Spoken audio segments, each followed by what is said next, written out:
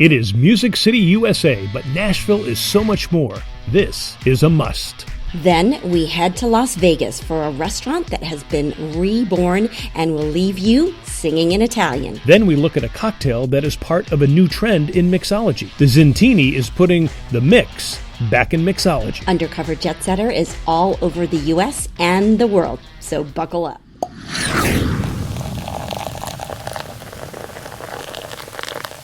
Hi, everyone, and cheers. Cheers. We are coming to you from Music City, USA. That's right. Nashville, Tennessee is a great place. You should visit, and you could actually think about living there, too. And the day I started loving you again. Nashville is music, and it's everywhere. It's very true to the TV shows Nashville and The Voice.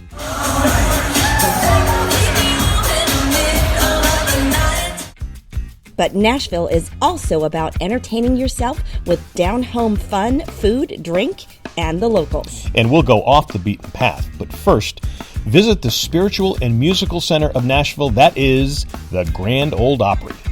Besides shows, you can get backstage tours. Now, to stay, try the Gaylord Opryland Resort and Convention Center. It is a behemoth of fun, an indoor, air-conditioned jungle. It's a climate-controlled Amazon that includes boat rides and tours. It's so big, you need the Gaylord app to get you around. And it's perfect for couples, family getaways, weddings, and conventions. The food is plentiful and varied, too. We hit the Cascade American Cafe, which is also tied to wasabi sushi. Now, the cornmeal dusted fried oysters are a must. A nice crunch on the outside, yet moist on the inside. The cornmeal isn't overly spicy, so it won't overwhelm the sweet and briny oysters. Dip them in this fabulous Tabasco remoulade.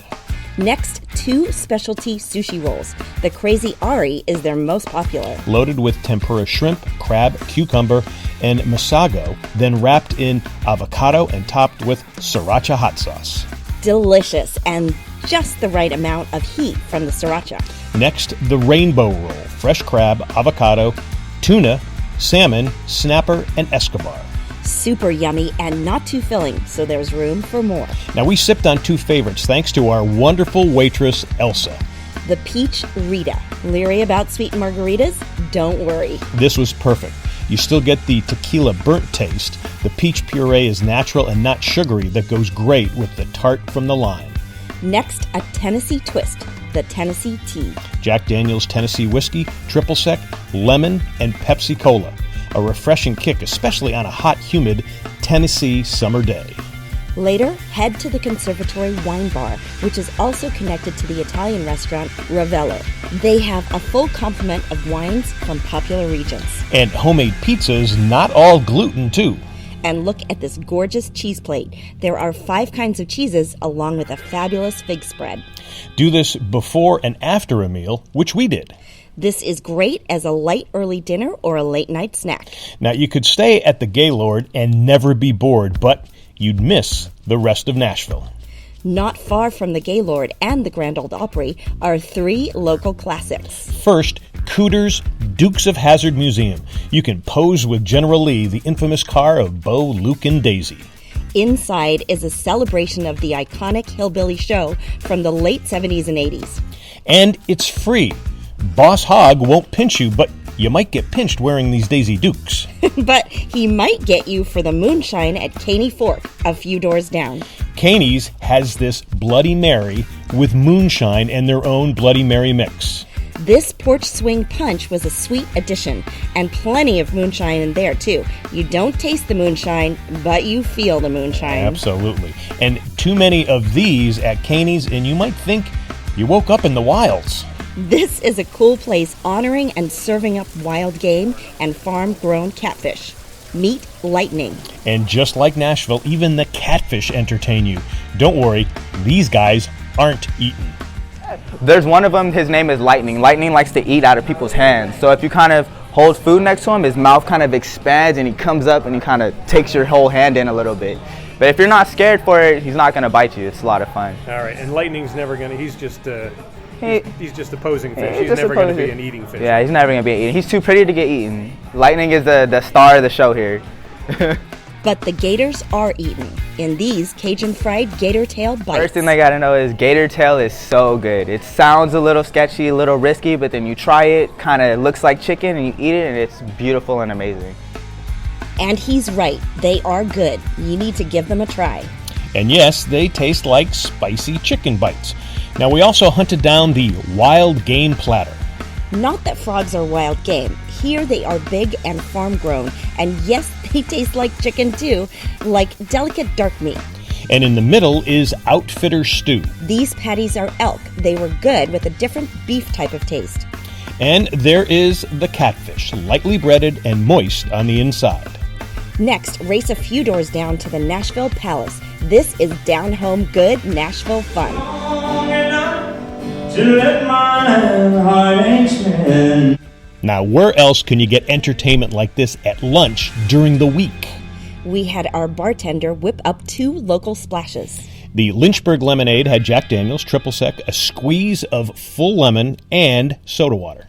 And the whiskey cider had Jack hard apple cider, lemon, and soda. Both great any time of the year. And perfect with these, fried pickles along with ranch. The breading and vinegary pickle inside were delightful. Next, bacon-infused succotash. What a nice surprise. Then the locally grown chicken wings, crispy on the outside and moist on the inside because they bake them, then fry them. Nashville has a fun downtown too, including this place, the Diner. Now, this is no usual Southern diner. 6 stories tall with different food and decor on each floor. The first floor is your typical diner, warm and inviting.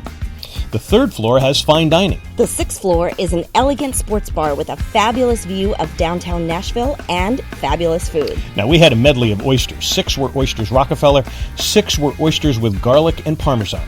The oysters Rockefeller was spot on with spinach and cheese. The oysters with garlic and Parmesan were just as delightful, but lighter. If you crave the distinct taste of oysters only, then this is your choice. And it turns out that oysters in this landlocked town are a testament to its foodie credentials. Next, boot scoot to the Wild Horse Saloon for some quick eats, beer, and line dancing. Later, rub some elbows with locals and maybe some music legends at Losers. It's a bar nightclub that is quintessential local Nashville. You won't be a loser because next door is the Winners Bar. And you might be rubbing elbows with some of the top songwriters and country stars in the industry. How does a tourist come across like a local? Just if you see somebody out like that, just say, hey, I love your music, and keep going, and they'll probably buy you a drink and sit down with you and talk to you, because that way they're not, once you take one picture with them, then it's not about necessarily you taking a picture, it's about the 500 people that come with you right after you and they're expecting a picture, and it's their days off, so they want to take a day off like you get a day off, they want that day off. Relax, have a drink. Yeah, relax and have a drink, and they'll sit down and enjoy your company, if you're just not too overwhelming. But most of the guys that we hang out with, the people I mentioned, from the Toby Keiths to the Chris Youngs, they're all interactive with everybody. Steve Ford came up with the concept that is now in Vegas and soon to be in Belize. They specialize in 2 drinks, the Bootwhacker and the Booterita. Well, Bootwhacker is basically, everybody's been to Wendy's, it's a Frosty but on steroids. It's got 5 or 6 different, rums in it, and it's also got XO Patron. So it will, it'll give you a boot. It's definitely a bonus. Got a kick in it. It will give you a boot for sure. So do you have the exact recipe? Can you kind of give us what each of the ingredients are? Nope. You can't yet. It's a secret. It's a secret. It's a secret. You got to come here and try it for yourself. You got to come here. Yeah, and we got Booterita as well. So, but they're all little secrets. And Booterita? Oh, yeah, Booterita. Yeah, what's it's a margarita Booterita? basically, but with a boot kick to With it. a kick. I love it. Yeah. Well, we're going to have to get one of those. We tried them both for you, sacrificing again for our viewers, and both were uniquely tasty. It's no wonder people like Blake Shelton, Kid Rock, Miranda Lambert, and Rascal Flatts come here just to hang out. Now, you might think about moving to Nashville. We met many people who came here and stayed. First, the city is booming. Second, Nashville boasts of sports too, with the NHL's Predators and the NFL's Titans. Third, people here are a mix of Southern hospitality and Midwestern charm, all with a passion for great music. And of course, there is the food. Now, the climates are different, but we think Nashville has a lot of similarities to Vegas. Yeah, and I actually had a news colleague who worked with me in Vegas and moved out here, and he absolutely loves it out here. And both are destination resort towns, but Nashville is a bit smaller. And of course, you can never be bored here. There's so much entertainment. And the city is booming, so there are lots of jobs available. And the neighborhoods outside of Nashville are said to be very, very good, and the schools are actually good too. And the food and drinks are plentiful and delicious. Plus, Tennessee, like Nevada, has no state income tax. And the people are the same way, very friendly and happy all the time. So, think about Nashville. More to come. Still ahead, we thought we would bring the rest of the show to you from Hong Kong. And when we come back, we're going to take you to Vegas, where you're going to see a restaurant that has the charm of the 1950s. And a drink that breaks all the rules. Plus, we have a Hemingway story from Hong Kong that you probably haven't heard before.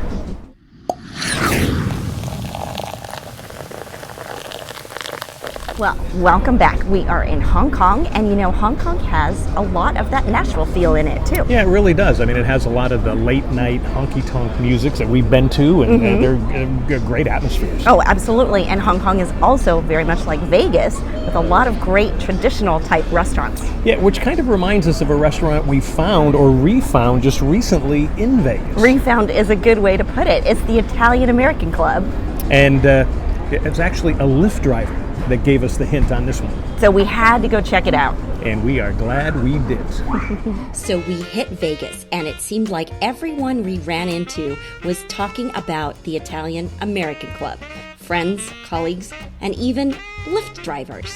So we went, and they were right. There's nothing I can do, my baby. This place is hopping, and it feels like you just stepped back into the 1950s. Bogey greets you, but the nostalgic touch belongs to old Blue Eyes and his buddies who once actually would gather here when they hit Vegas. Here is a letter from Frank back in the day, and it's the Italian-American culture and cuisine that reigns here. The maitre d' greets you in Italian. But this is no closed club. We saw a wide range of ethnicities and ages enjoying dinner, drinks, and talk. Anyone can enjoy it. Sure, if you remember, you'll get better deals. But this is really a local spot. It's for the longtime Las Vegan who wants to feel that old town feel that Vegas had decades ago.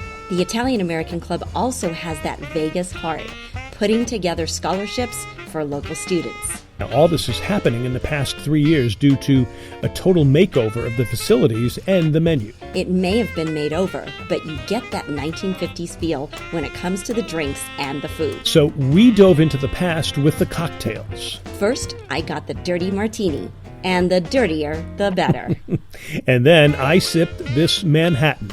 Both were perfect and expertly mixed. Now, the food was incredible. The calamari was a home run with prosciutto and sweet cherry peppers, as we found out from our waiter, Renee. Renee, that calamari might have been the best calamari I've ever had. Tell me about it. What's in it? This calamari, that deep fried first a little bit, and then sauteed with cherry peppers and a little prosciutto and a lemon butter wine sauce.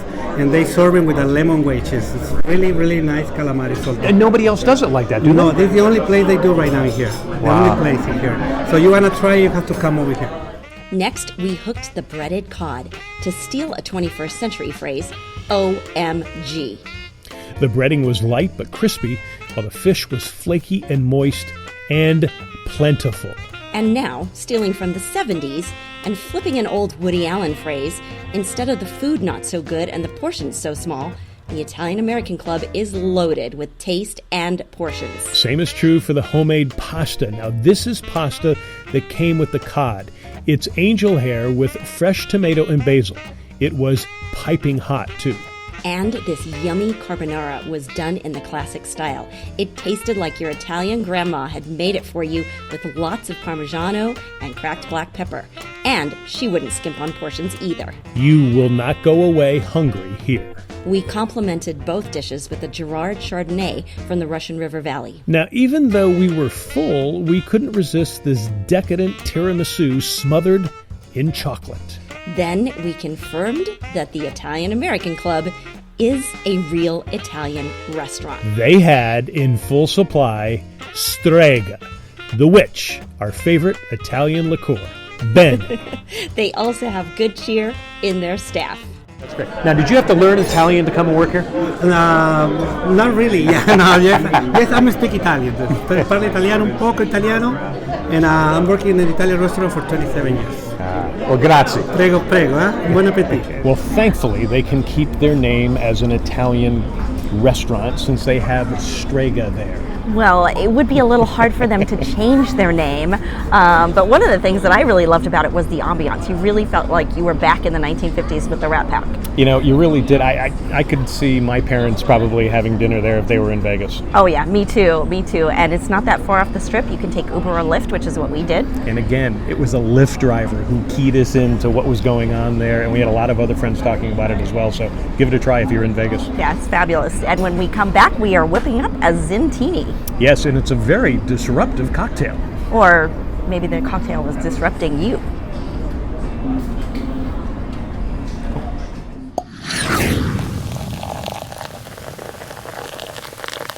Welcome back. We are coming to you from Hong Kong, and we have tried and are trying some amazing cocktails here. Yeah, we are. And ironically, you know, Kentucky's biggest export is bourbon, and their biggest customer is Asia. Well, you know, that is understandable, as everyone here and around Asia is always looking to expand their palate. And another thing to do in mixology is to kind of change tradition up a little bit. Like, for instance, the old tradition of you never mix wine with liquor. But it is being done, and we did it. And we are back in the kitchen. We're mixing up actually kind of an intriguing drink. This one is called a Zintini, and you put it together. That's right. Well, we love Zinfandel, and we love this new maraschino cherry liqueur, which is old and traditional, and we've just discovered it in the recent years. And we just thought, you know, what a wonderful thing to put it together with some bourbon and make a Zintini. And you know what? It's another great drink for the holidays. If at the very least, it's a very wintry kind of a drink. Yeah. And we freshened it up with a little citrus. But I'm going to try it right now because I'm just dying to taste it. Oh, that's so good. And we had discovered in a restaurant one time where they made a drink with actually Zinfandel and bourbon. And at first we were thinking, that's crazy, who would do that? But then when you put it together, it's very good. They actually complement each other very well. And you can taste the three main ingredients in this very distinctly, and they come together very nicely. Yeah, and it's super easy to make. I mean, it'll take a few seconds really for you. So let's go check out how you make it right now.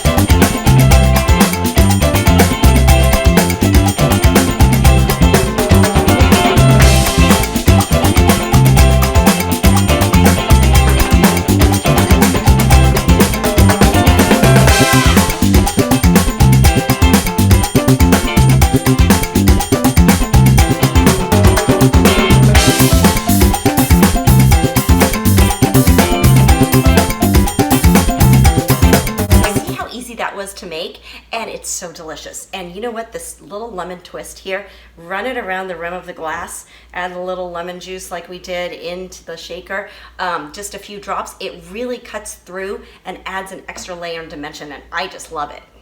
Yeah, it's a great drink. Now, one of the other things you can do is we got one of these bourbons, and it's not an expensive bourbon. In fact, we got it from Albertsons, which is a local grocery chain here. $6.99. And what we did with it was, and you've seen it on the show before, we use whiskey elements, or as we call them, oak sticks. They're from thyme and oak, and I'd say about a year ago, we put in an oak stick for about 48 hours into this. and it oaked it up and made it very smooth, made it almost a sipping bourbon. And I want to say this was like $5 or $6. Yeah, $6.99. Yeah, definitely. And so we works put it great in in here. Yeah, and the oak sticks will do the same thing for you. You can use them in wine. We do that a lot. But in this, I mean, and I think it's gotten better with age, to be honest. I agree with you, yeah. But this is a great drink. So easy, just a couple of ingredients and really different flavors. So if you're having any kind of a cocktail party or just a little get-together over the holidays or any time, really, I think it's the perfect winter drink. And seasonally for autumn as well, autumn and fall, it works great too. So, the Zintini. Check it out. Make it.